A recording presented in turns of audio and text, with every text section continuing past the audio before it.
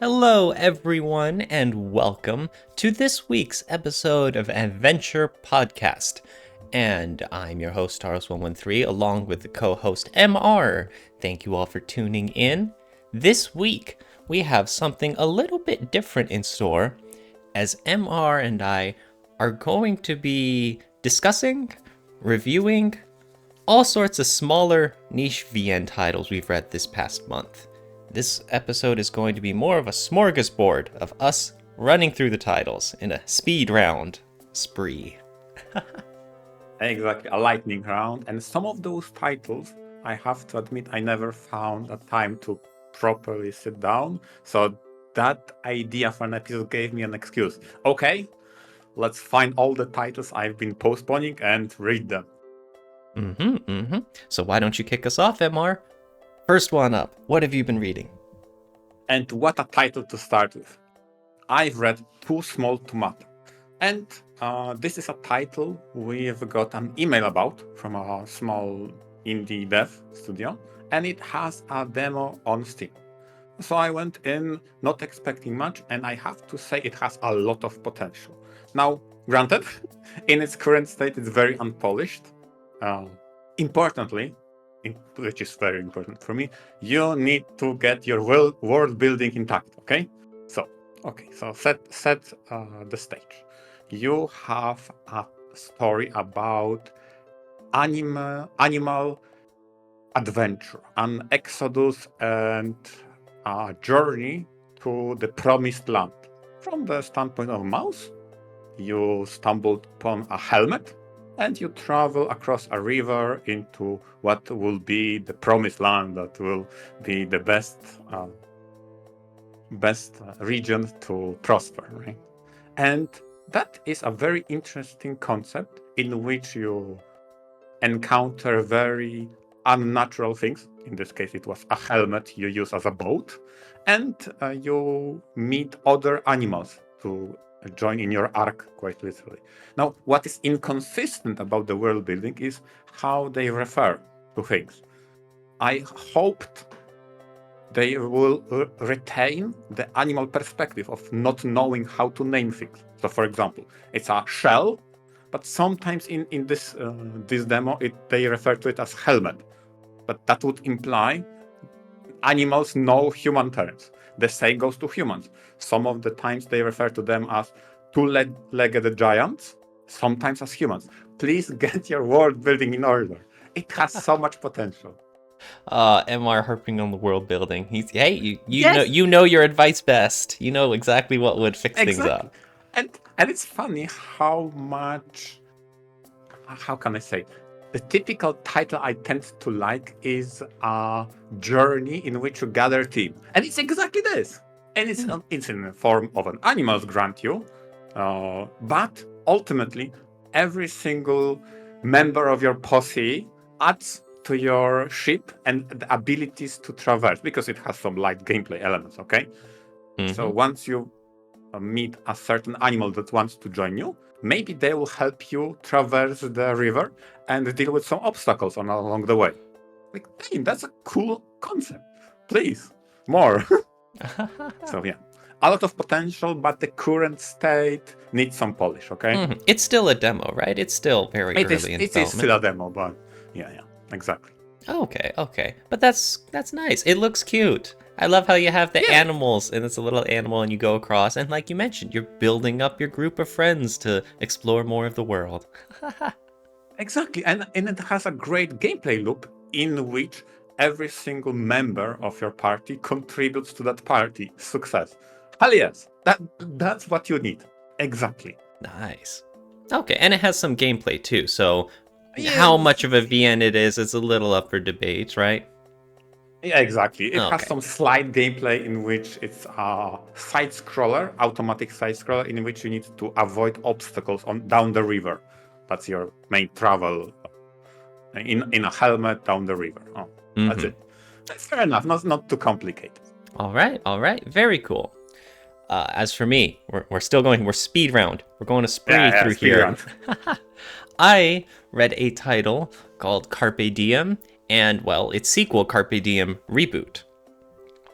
Carpe Diem was a free visual novel. It's only like 10 minutes long, so I'm just gonna say it right here. The story starts with the main character going on a date with his girlfriend, and they go about town having fun. And at the end, the twist is, oh, you're dating an AI anime girl. This was all part of a computer program. And that's pretty much it. It's not really a story, or really, it's hard to say it's a visual novel. It's more of a premise and a fun twist at the end. And it's the original, not the reboot, the original I've read. And I felt like, you know what? For a very short title, it was quirky, okay? Yeah. I can't even say more than that. It was just, okay, 10 minutes, you read it, you are left Exactly. in wondering what is happening, and then twist hits you, done. Okay, fine. Yeah. Years later, it got a sequel, Carpe Diem Reboot. And this is much more fully fleshed out. It's several hours long now. It also follows the main character as he's dating his AI girlfriend, but every time he runs this program he created, it erodes. It's only lasting shorter and shorter amounts of time, and they've only got an estimated, lifetime left of about a week. Only 1 week left of this creator with his AI girlfriend. And so there's actually a lot of tension here at the beginning as he's trying to balance out. I want to spend the time with her, but she's dedicating everything into making one last gift for him. And it's like, how much do I balance this out? How much do I respect her wishes as a program or as a human being? And it's actually, very interesting, and it delves into some topics. And then, afterwards, the rest of the story and the VN plays out for a few hours, so I don't want to go too far into details there. But, overall, it's a very amateur VN. It's, though some of the plot points are kind of ridiculous, and some of the drama seems forced, but I do appreciate that they tried, that they tackled this interesting new premise, and explored it more in detail, and widened the cast, and tried to add more to the story than just that 10-minute demo they used to have, Okay. Main character was kind of a jerk-ass. I was like, dude, come on, get your head out of your ass, man. I see. Uh-huh. It was okay. Like I said, a lot of parts could be better. I respect the effort that the developers put in, though. I always do. That's why I do like reading OELVNs, just kind of show some appreciation to people who are trying to do something in the first place. Yeah. Again, I haven't read the reboot, so I only know the original, but I can see that being okay. Didn't change that much. It's still amateurish in nature. Okay. It has voice acting, and it's really funny because the voice actor for the computer program girlfriend, she talks in a somewhat robotic or very stilted formal voice, and so it's great comparing, because you hear voice acting from other characters, which is natural, and voice acting like real people, and then you hear one for and it's more formal and a little stiff, while still trying to be like a realistic girlfriend kind of thing. I felt it struck a very nice balance. So I really want to praise the voice acting in this. Aside from that, nothing special. I'm glad I read it, and I'm glad I supported them. Yeah, okay, fair enough. And speaking of supporting them, a title I've read is called Order Us. And the title is probably most famous for going viral and being rejected by Steam. And everybody hopped on it, meaning everybody, other publishers, most notably Just, but others too, to host them on their platform to sell. So I said, you know what? Screw Steam, and I'm going to buy it on Just. Haha, yeah. Take that, Steam. You lost out on a sale.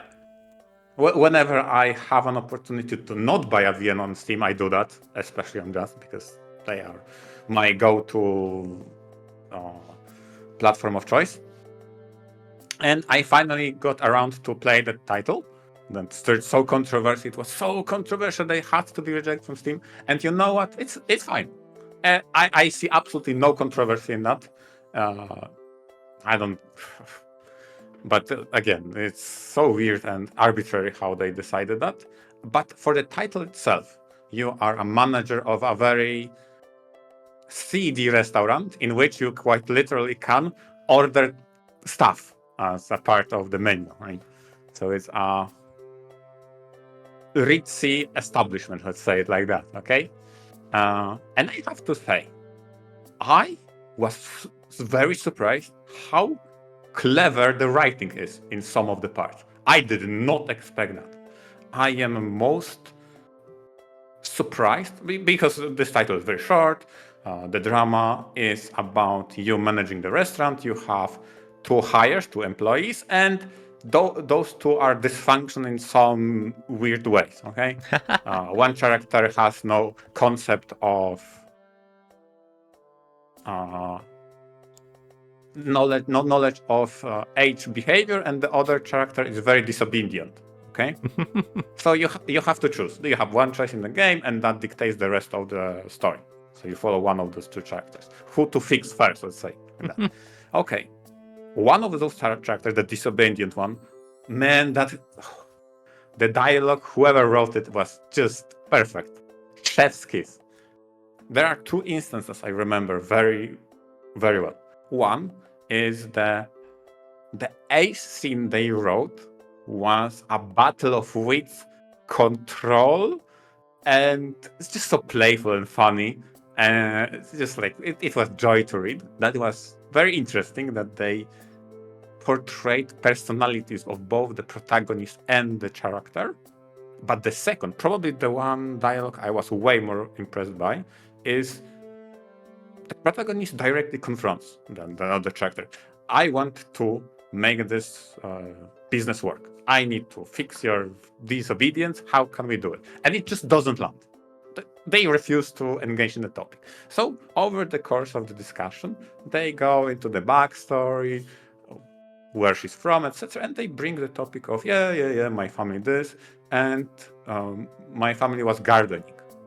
And over the course of this dialogue, protagonist and that character created a double speak in which they described how to tender and take care of plants, which related of how to take care of people. Like, wow, that was really nicely written. I was impressed. Nice. With OELVNs, its writing quality is always all over the place. Sometimes you get VNs that cannot follow a plot to save its life, and then sometimes you get some really witty, engaging dialogue. That one I was very impressed by. Like, wow, that someone who is insincere, but who tries to extend a hand to help, but doesn't know how to do it for whatever reason. Utilize double speak to convey a message of how to get fixed. I really like that one dialogue. Nice. And for the other character, it was more of a comedy around. Sometimes it was the protagonist who pretended to not know there was a Duncan. Sometimes the other character that isn't aware of etchy things. Like, okay, that's a humorous route, but nothing, I would say, spectacular. If I were to say a negative about the title, is I had plenty of technical problems, and that was kind of weird. Oh. Okay. Yeah. That's a shame. The story itself was pretty cool. As I said before, I don't know why I had so many technical problems, like overlapping background music. Oh my god. or I'm opening the backlog, of what was said before, and by left clicking, the dialogue kept advancing even though I was reading the backlog. That was super weird. I had so many technical problems with this title. Well, glad to hear you enjoyed it, though. The story itself was cool. Yeah, it was short and sweet. Very cool, very cool. Speaking of short and sweet, another title I read Kill or Love, a free OEL VN, and this one surprised me with how good it was. The opening line of the VN is a man writing in his journal, August 3rd, I want to kill Anna. And it's like, whoa, what? We're coming out right out of the gate, and now there's all the questions. There's the conflict, the plot, just laid out right away. It's like, what is this? Is this main character guy unhinged? Who is this Anna woman? He's like, did she do something to deserve it? What happened? And what we find out from the plot is that the main character is a man stuck in the hospital with 2 broken legs, and he is fueled entirely for revenge to kill this woman named Anna. And it turns out Anna is his nurse. Anna is also his girlfriend. So suddenly it's like, wow, there's a lot of dynamics at play here. And as we gradually uncover the past of what happened, what led to this moment as the man continues to write in his journal, we also see some of the present day stuff and the tension rising between the characters. It's, like I said, it's short and sweet. One thing this VN does so well is that it always stays focused on its plotline. I really liked how there's always that conflict in the background of him versus Anna, and it always remembers that, and it always makes sure to tie all the events somehow related into this, I guess you could say, confrontation, this eventual confrontation between the two of them. As we learn about, because all those flashbacks we see of the man and his past, they're building to something. They're building to what situation he's in now and how things led to this point and how the character dynamics have evolved and who this Grace woman is.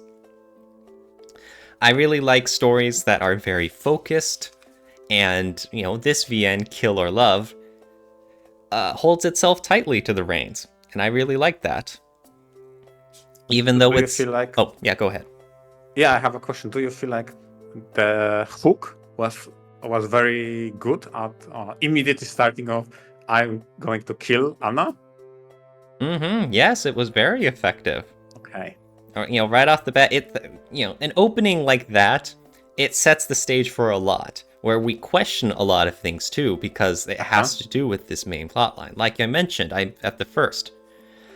It's like, who is this guy? Who is this main character? And it's like, is he doing this for a good reason, or is he crazy? Is a psychopathic murderer sort of person?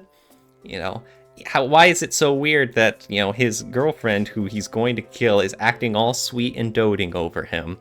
Is there something going on underneath the surface? Why is he thinking the things that he does? It's like there's like hundreds of questions that pop up about the dynamic, and the visual novel is paced very well to slowly give more and more info and answers about these sorts of things. Overall, it's simple, but it's effective, and I'm a sucker for those kinds of stories. The music is... it is... It is similar to a murder mystery, right? So it's like right down your alley. It's paced well. It has plenty of... It has the flashback info dumping, I guess you could say. It's got the modern day tension. It has a few, I want to say, scary, not so much scary, but somewhat action thriller scenes of the plot developing. And then we get to the end, and, it offers up a few choices. And you're like, oh man, it all leads up to this. I like the music and the art. They were both simple as well, but contributed to the scenes. They were good enough, and they got the job done. All in all, I very much enjoyed Kill or Love. Oh, would you recommend that title for people who love the murder mysteries to try out and follow along and try to deduce itself? Because remember, back when we discussed mysteries, one of the qualities that we talked a good mystery does is giving enough breadcrumbs for you to solve it yourself. Yes, that's a difficult question, though, because it's hard to say Kill or Love is a murder mystery. Or, well, regardless, it's hard to say that it's a mystery. There is those overarching questions of, what happened in the past? What kind of situation do we find ourselves in? I would say it's more of a thriller. Okay. I don't think the emphasis is on figuring out the whodunits and whydunits and so forth. Okay. I think you could piece that stuff together. I don't think, those are a focus. I think the focus is on the relationships and on the plot developments and the motives, but I don't think the focus is on, someone or the reader figuring that stuff out. It's more so how it gets revealed, what the characters do and how they act and what their morals are. Okay. I see now. I think it is the more of the enjoyment is in the moment-to-moment heightened emotions instead of any of the intellectual deductions that you usually see in mysteries. So more of a roller coaster ride than a deductive pace in which you can. Okay. Yeah, but I mean, that was a great question. I do think there's some merit to trying to piece together, what happened and teasing some theories about how these people are related. I think there's a lot of enjoyment you can get out of that too. So don't get me wrong. Okay. Cool. But yeah, I very much liked it. Kill or Love. I loved it a lot. Yeah, nice. So, and speaking of a title with a very focused grip and a very linear approach, I've read Seed of Paradise. Oh, it's a part of a Merry Monster Girls holiday bundle that was hosted on itch.io. Also, this is a title created by Hutch. We had him before on the podcast. And it's a title about a nightly establishment hosting monster girls. In this case, it's about plant girls. So you find yourself surrounded by all kinds of weird plants. For example, the main girl that happens to be here is the strawberry monster girl. But you also see blueberry, for example. So it's like, what? Okay, listen, Tom. It's part of Monster Girl Universe, MGU for short, of Autism Media.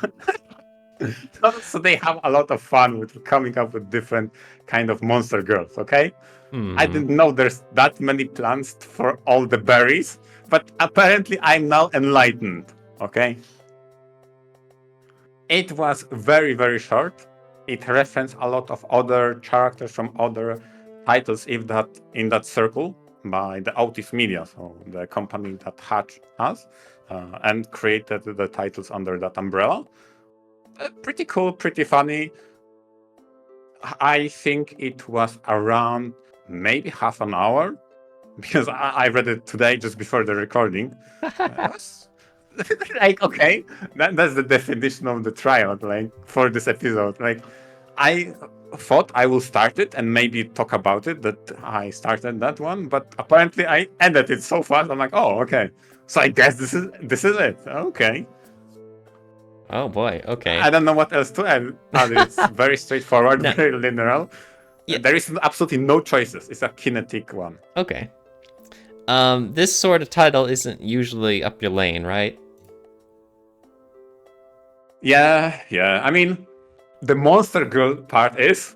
The English original visual novel isn't, right? Okay. But, this is a title from Hatch, and you wanted to, help them out. Yeah, exactly. Show them off. Yeah. Okay, this is the crazy beard lover. What are his delusions with plants? I needed to know, okay? Now I know.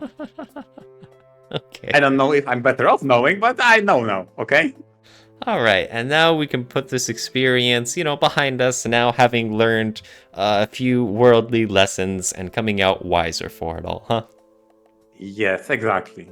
I didn't know strawberry monster girls do that, but now I know, I guess. I don't know what I'll do with that knowledge, but they do that thing, okay? Very cool. That's good to hear. Continuing the spree, I have another title I sort of read but wound up dropping. It's called Blind of the New World. It's a futuristic sci-fi story. everyone views the world through virtual reality glasses. Like, you could think of like those Google glasses that used to be a thing all those years ago. Uh-huh. So you have holograms that coat everything in sight. Like, a building. In what is, in reality, it's a gray, dilapidated building. But thanks to these, VR glasses, you instead see it as the vibrant electronic, displays with the ads and all that stuff. Everyone's appearance, typical gray jumpsuits or whatever, but you can customize you can customize your appearance to be whatever you want, the hair color and styles and clothes and all of that. Well, we have a main character who is one of the blind. He has a condition to where he can't really use these holograms or whatever. It's just completely unbearable with him, and it causes him health problems. So he has to go about life as one of these people with real sight of the world around him. And it disillusions him a lot, and he's going through his own bland life full of troubles. But then he meets a strange girl at his high school, one who has an appreciation for the classics of art, the typical paintings and the classic old-fashioned, oil paintings instead of the new digital art era. And so he joins up with her in the art club, and they get closer, and they explore their own thoughts about the world around them and what they're chasing. I originally started reading this because I thought the sci-fi aspect was pretty cool, and I wanted to see how that was explored with the main character. But guess what? This is a romance VN. And I do not like romance stories. I'm sorry. If there's no character dying or in threat of dying, Tauros drops it. Okay? No, that is not at all what it means. How could you? This Blind of the New World VN. It's such a romance VN. It's the pure romance of the two characters are the focus, and they spend all the time thinking about their thoughts and their own, normal conversations as they get into philosophical discussions, and I want to learn more about her. And then it's the simple act of us making each other lunch and eating food together on the nice day, sitting out in the plains, and I look at her and I think to myself, oh, Anne, she's chasing that dream. What does that dream mean to me? That dream that I abandoned all those years ago. And I'm like, okay, I'm sorry, I'm bored. I can't help this. Okay, so let's test my theory, okay? My thesis is this. You have a title that literally says kill or love, Tauros love. Then you remove the kill or and you have only love, then Tauros hates. Oh see? God. It works. I was like, okay, I'm sure it's a good VN. I'm sure there are many people out there who like it. I cannot bring myself to just enjoy those pure romance titles. I'm sorry, it's not engaging to me at all. I lose so much interest, and I don't care how it turns out, and I don't like the process either. I am sorry to everyone out there who might be romance fans who just eat that stuff up with glee. I'm sorry, guys. I can't do it. I got duped. I thought this VN was going to be all futuristic sci-fi stuff. And it's like, oh no. They lured you in, and then it's flipped romance. I'm like, no! Oh, man.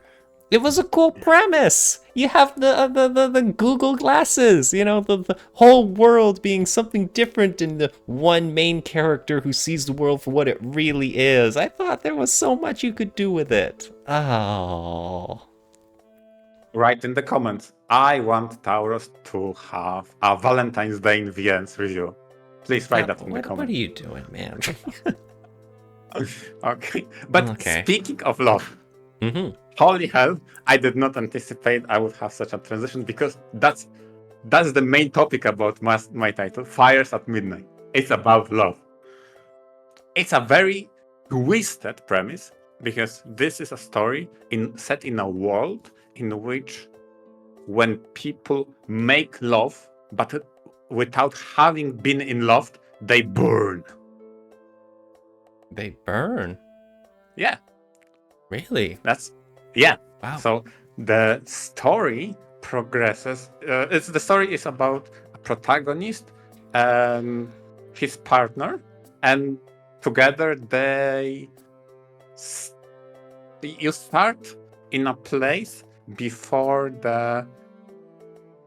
how can I say, the day they want to do it. Let's call it like that. Okay, but before all that, you want to create a recollection of all the memories in order to maximize chances that you are in fact in love and it will have a happy ending. So this entire story is all about recollections. You go through all the stuff, all the photos, all the memories from before, just before the midnight of the New Year. Hence, Fires at Midnight. That's the title. Man, that is a very interesting detective story that has two perspectives. First, you play as the male protagonist, then you play from the perspective of the female protagonist. So the idea is when you have the male protagonist perspective, you are collecting the photos, you're creating the album of all your memories together. And then in the second half of the game, it flips to the female perspective in which you go through the album and then you recollect the same events from a different perspective. Man, this was such a cool concept. Very cool concept, especially since this title plays like a point and click. You have literally a mouse and you have to point and click on different points of interaction in a screen. And seeing that from a different perspective changes what are the clickables and what are your responses. Because oftentimes the male recollection ended in a certain point, and when you do the recollection from the female perspective, you start from the same point, but you oftentimes go beyond that from what he saw. Very cool title. I felt like it was very unique, and it did the impossible. Okay? Ooh. I was so engrossed in that point and click element, I wasn't doing screenshots. Okay. Which is for VNs, I often do a lot of screenshots. I'm like, let's think about that later. For this one, I was mousing all over the screen and I had no screenshots about this title. Damn. I was engrossed. That's a rarity. Searching all the nooks and crannies.